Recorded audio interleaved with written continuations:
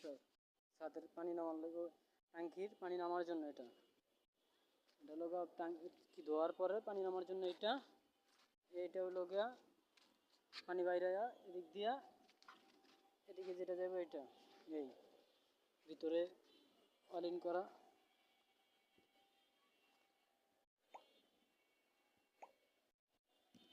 ওই যে ভিতরে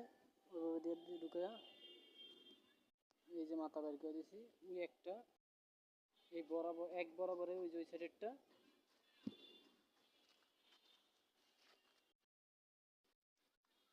এই যে দোয়াই করাটা এই বাইর করে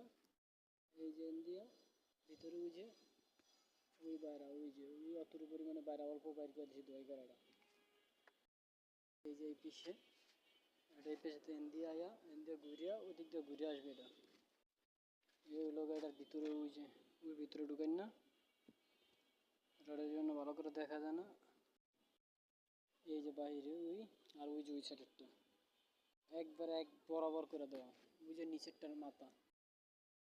1 ইঞ্চি তো ফ্লোট ইয়া হবে 1 ইঞ্চি হলে মাঝখানে অনেক স্লোপ দিয়ে দিলে হয়ে যাবে।